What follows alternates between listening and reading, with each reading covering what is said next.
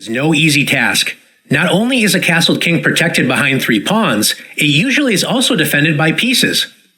One way to attack a castled king is by sacrificing a piece. This is often a very risky strategy because if the attack fails, being down a piece usually results in disaster. Another way to attack the king is the pawn storm.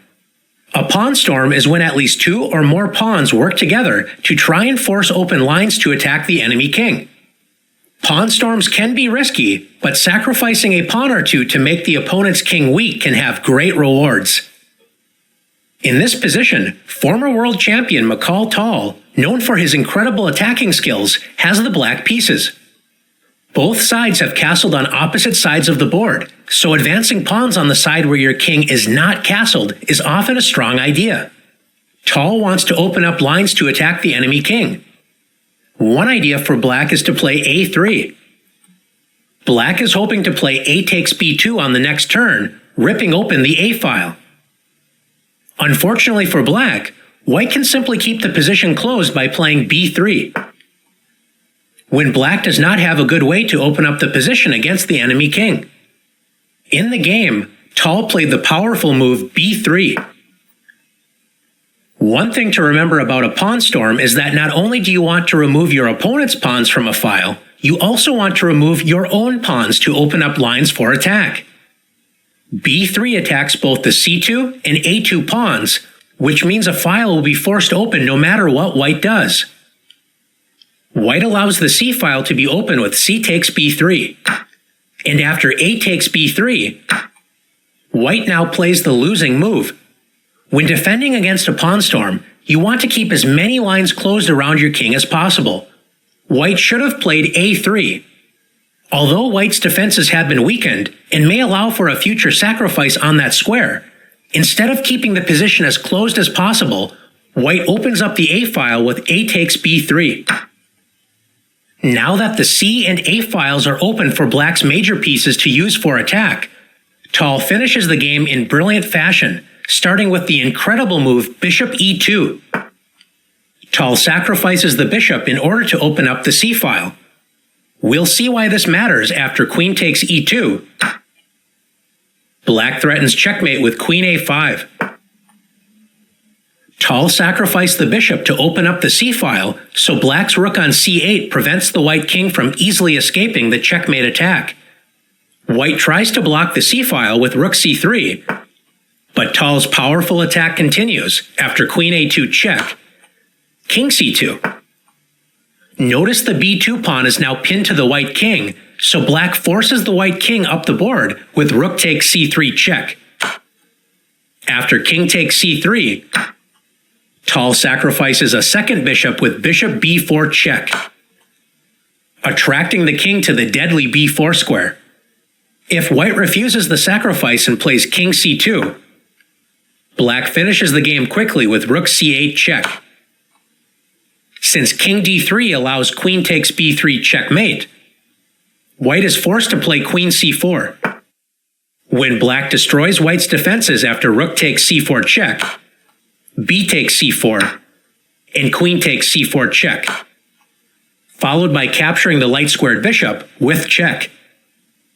In the game, white accepted the sacrifice with king takes b4. When Tall ended the game after queen a5 check, white's king is forced to play king c4, setting up the skewer queen a6 check.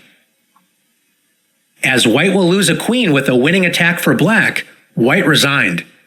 Let's take a look at another example of the pawn storm. In this position, both sides have castled on opposite sides of the board, so it is a race between white's pawn storm on the king side versus black's pawn storm on the queen side. Notice that all of white's pawns are already on the 5th rank, so white crashes through first with the powerful move f6. Black does not want to open up the g file after g takes f6 and g takes f6, so black tries to keep the position as closed as possible with bishop f8. White could open up the f file with f takes g7, but white wants to do more damage with the pawn storm and plays g6. The pawn storm crashes through, ready to rip open lines in front of the black king. If black tries to keep the position closed with h6, white opens up lines to the black king after g takes f7 check, followed by f takes g7, completely destroying the black king's defense. After g6, if black plays h takes g6, white plays h takes g6. The h-file is opened, and white is already threatening rook h8 check, followed by a quick checkmate after queen h2. There is no defense for black.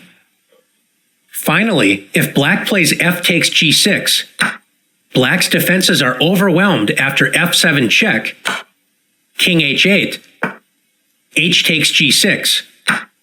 White threatens rook takes h7 checkmate, so after h6, the pawn storm has set up serious weaknesses around black's king.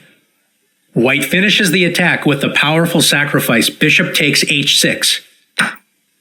The h-file is opened, so black cannot allow white to move the bishop and discover a check against the king.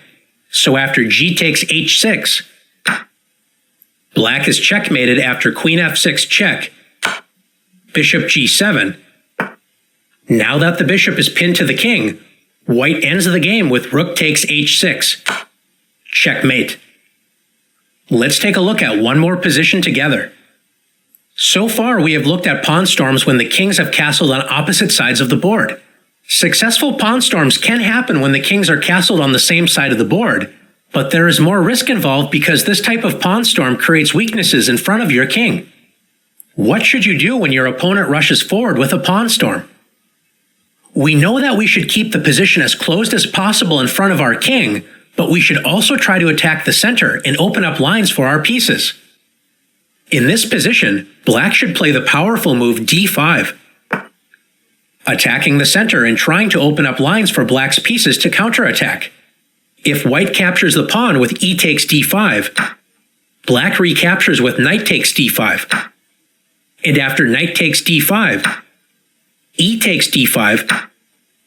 By trading knights, black now has pressure down the c-file, attacking the pawn on c2. If white defends the pawn and improves the knight's position with knight d4, black can now play bishop d6. Black attacks the f4 pawn and opens up the rook's pressure down the e-file. Black's pieces are coming to life, and white's advanced pawns on the king side are more a weakness to defend than a strength. Instead of capturing the d5 pawn, if white pushes forward with e5, black's knight leaps into the center with knight e4.